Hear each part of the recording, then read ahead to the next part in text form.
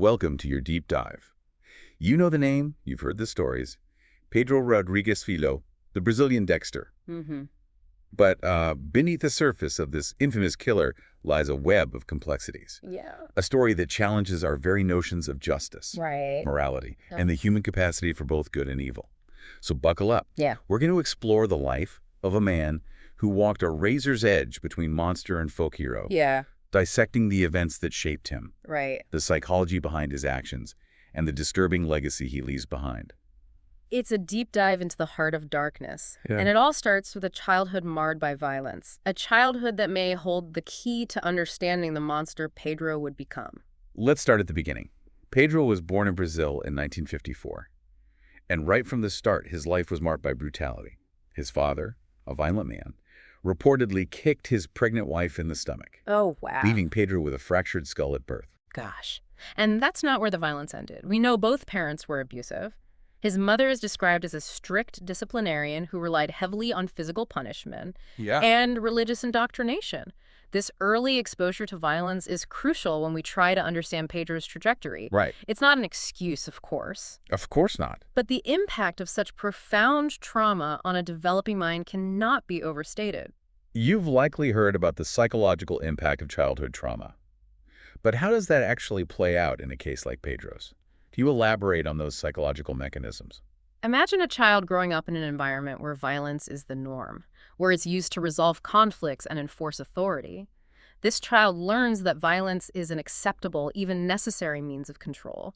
They may internalize this violence, viewing it as an inherent part of human interaction. In Pedro's case, his early experiences likely distorted his perception of the world, creating a framework where violence became a solution, a way to assert power in a chaotic and unpredictable environment. It's unsettling to think about how such a young mind could be shaped by such brutality. And it's even more disturbing to see how that early violence manifested in his actions. By age 13, he was already exhibiting disturbing tendencies, attempting to crush his cousin in a sugarcane press after a fight. What's striking here is that Pedro's violence seems to have been premeditated, even at such a young age. Wow. He wasn't simply reacting in a moment of rage. He was already demonstrating an ability to plan and execute an act of violence with a specific goal in mind. Right. This suggests that his distorted sense of justice, his belief in using violence to punish those he perceived as wrongdoers, was already taking root. So he's not just mimicking the violence he witnessed, he's already developing his own internal logic, Yeah. his own twisted moral code. Exactly. And that code is further solidified at age 14 when he commits his first murders. Oh, He kills the deputy mayor for firing his father, a school security guard accused of stealing food, and then another security guard who he believed to be the actual thief. this is where the vigilante narrative starts to emerge, right? Pedro justifying his actions, claiming he's ridding the world of bad people. Yeah.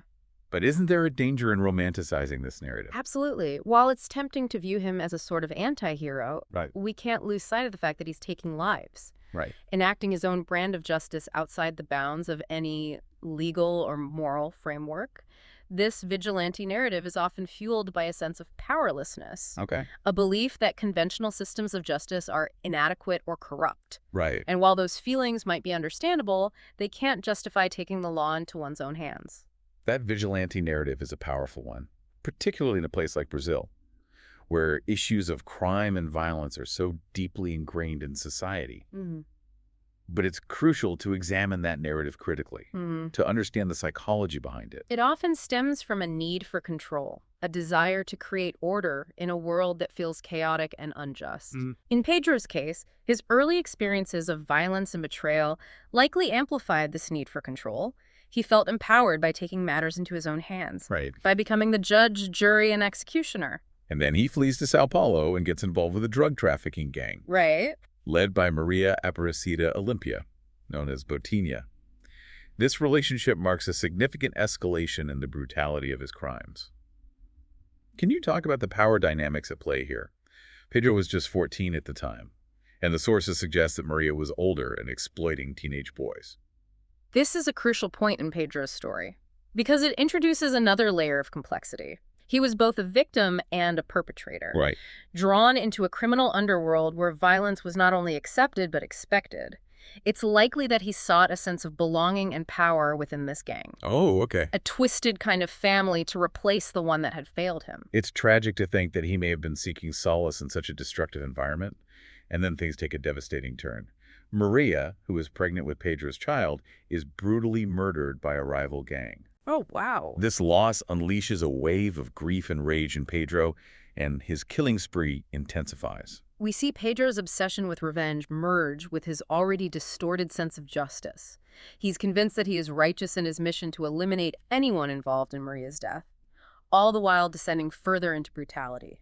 It's a chilling example of how grief and trauma, left unaddressed, can fuel a cycle of violence. He's hunting down rival gang members, desperate to find Maria's killer. For a year, this becomes his sole focus, his twisted mission.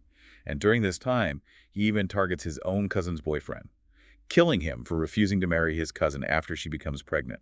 It seems anyone who wronged him or his family in any way became a target for his rage. This reinforces the idea that he's operating under a highly personalized and distorted moral code. He's judge, jury, and executioner, driven by a thirst for vengeance and a need to control his environment through violence. And finally, he learns that the rival gang leader, a man named China, is the one who ordered the hit on Maria. This discovery sets the stage for one of the most shocking acts of violence in Pedro's already violent history.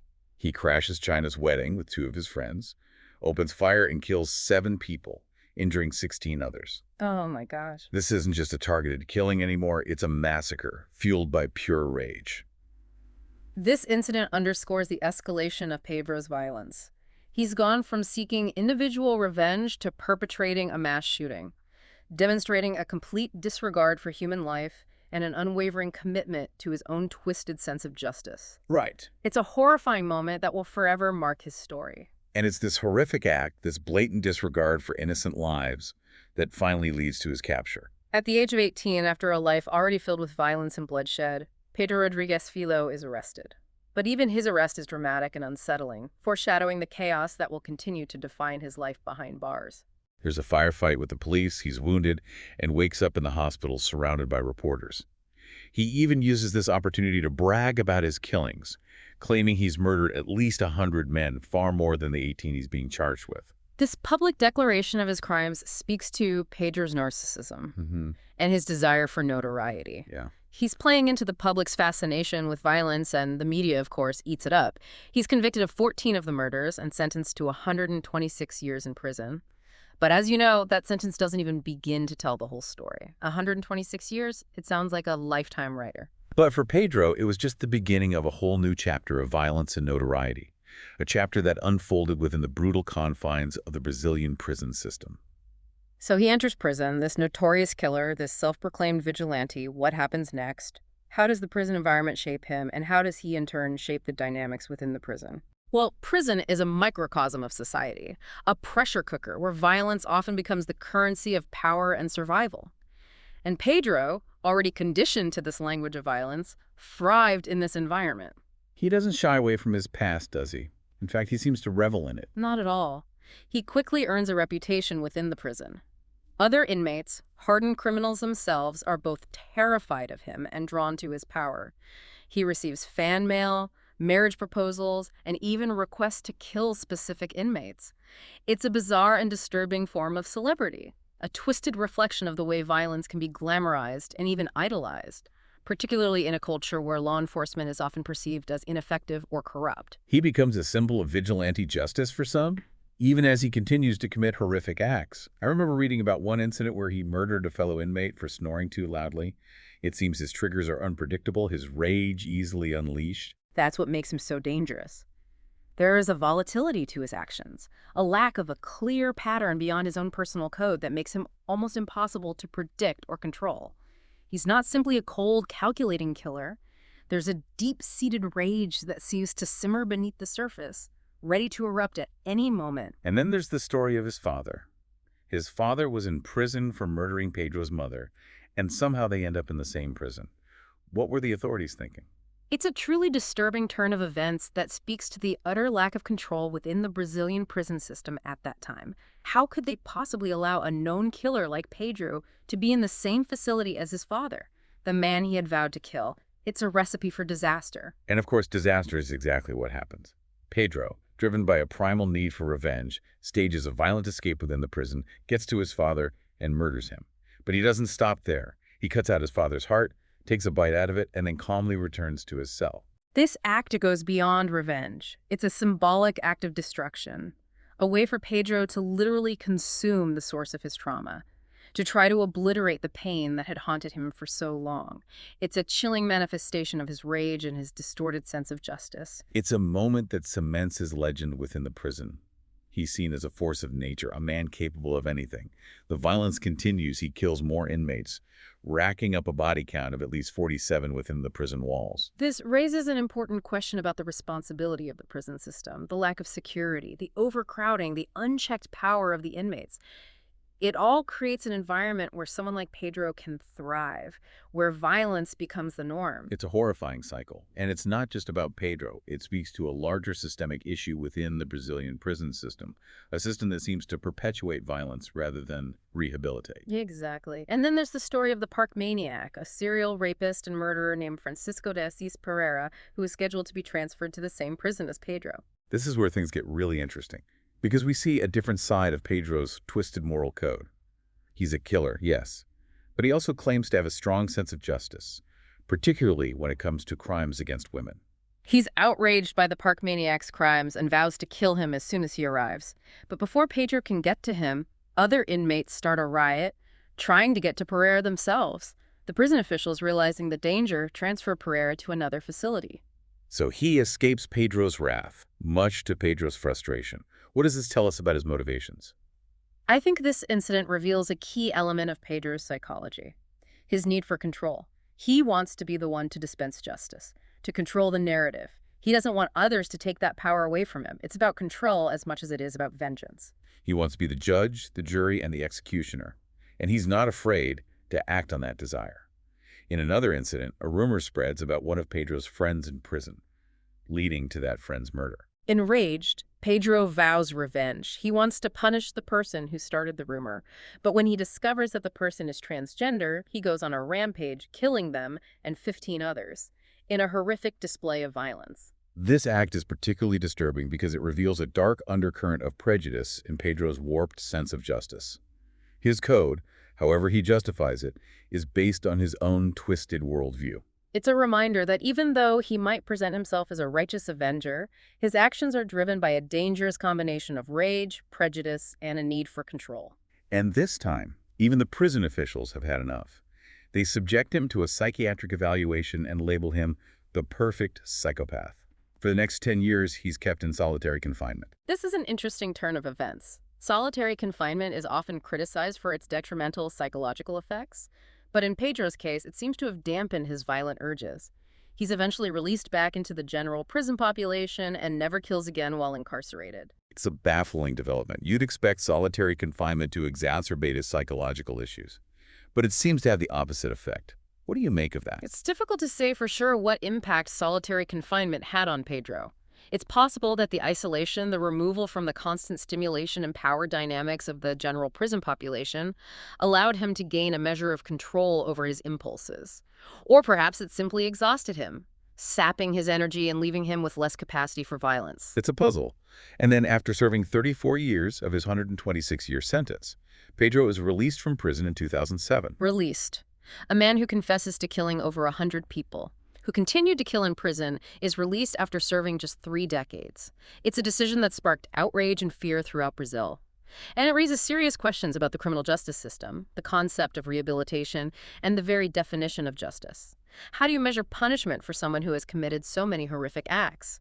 Is it even possible to rehabilitate someone like Pedro? It's a question that has haunted Brazil for years. And then what happens next is even more surprising. Pedro Rodrigues Filho, the notorious serial killer, attempts to reinvent himself. He embraces the internet, starts a YouTube channel, and becomes a social media influencer. It's a truly bizarre turn of events. The man who once reveled in violence and notoriety now seeks redemption and a platform to speak out against crime. It's almost impossible to reconcile these two versions of Pedro. It's a jarring juxtaposition. We see this man who committed these unspeakable acts now presenting himself as a reformed character, denouncing violence and offering life advice. Is it genuine remorse? a calculated attempt to manipulate public perception, or a complex mix of both? It's a question that continues to fascinate and confound those who follow his story. His YouTube career, while short-lived, offered a glimpse into this strange new chapter in his life. But then, just as suddenly as it began, his internet fame fades. His YouTube channel is rebranded, videos are deleted, and he disappears from the public eye.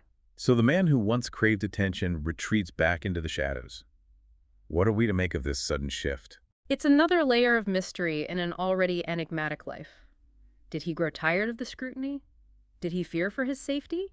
Or did he realize that his attempts at redemption were ultimately futile? We may never know the answers, but one thing is certain. Pedro Rodrigues Filho's story is far from over. It's a sobering thought, and it's made even more unsettling by the fact that Pedro's story doesn't end with his retreat from the public eye.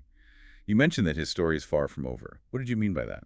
Well, even though he stepped back from his online persona, his presence, his legend, continues to loom large in Brazil. And not always in a positive way. There have been reports of copycat killings, individuals inspired by Pedrinho Matador taking the law into their own hands, enacting their own brand of vigilante justice. That's a chilling thought. It speaks to the danger of mythologizing figures like Pedro. Their stories, however twisted, can resonate with those who feel powerless or disenfranchised. Precisely, and when that resonance leads to violence, it's a tragedy for everyone involved. It underscores the need to critically examine these narratives, to separate the man from the myth, and to recognize the very real consequences of glorifying violence. We've talked about Pedro's childhood, his crimes, his psychology, and his attempts at reinvention. But we haven't really touched on the Brazilian justice system and how it might have contributed to his trajectory. Could you elaborate on that? That's a crucial piece of the puzzle. The Brazilian prison system, particularly during the time Pedro was incarcerated, was notoriously overcrowded and violent. Guards often had little control and inmates were left to fend for themselves. This kind of environment, where violence is the norm, can actually reinforce and amplify existing tendencies towards aggression. So instead of rehabilitating individuals, the prison system, in a way, created a breeding ground for more violence. Exactly, and this is something we see not just in Brazil, but in prison systems around the world. When we fail to address the underlying issues that contribute to criminal behavior, when we rely on punishment rather than rehabilitation, we risk creating a cycle of violence that extends far beyond the prison walls. It makes you wonder if things could have been different for Pedro. If he had received proper psychological help, if the prison system had focused on rehabilitation rather than simply containing him, would he have still become the notorious killer he's known as today? It's impossible to say for sure, but it's a question worth pondering. It challenges us to think critically about the systems we have in place to address crime and violence, and to consider alternative approaches that might break the cycle of trauma and aggression. His story really is a cautionary tale, a reminder that we can't simply label individuals as monsters and lock them away. We have to understand the complex factors that contribute to their behavior and work towards creating a society that addresses those factors, a society that prioritizes rehabilitation and prevention. And it's a story that challenges us to examine our own fascination with true crime. Why are we so drawn to these dark stories? What does it say about us as individuals and as a society? These are questions worth reflecting on as we try to make sense of Pedro Rodrigues Filho and the unsettling legacy he leaves behind. So, we've reached the end of our deep dive into the life of Pedro Rodrigues Filho. We've explored his violent childhood, his brutal crimes, his attempts at reinvention, and the complex social and psychological factors that shaped his trajectory. But, as we've discovered, his story defies easy answers. It leaves us with more questions than solutions, a chilling reminder of the darkness that can reside within the human heart. It's a story that forces us to confront uncomfortable truths about ourselves, about our systems, and about the fine line that separates civilization from chaos. And perhaps that's the most valuable takeaway of all. Thank you for joining us on this journey into the heart of darkness. We hope this deep dive has challenged your perspectives and sparked a deeper understanding of the complex forces that shape individuals and societies. And we encourage you to continue exploring these issues, to engage in thoughtful discussions, and to work towards creating a world where stories like Pedro's become relics of a darker past.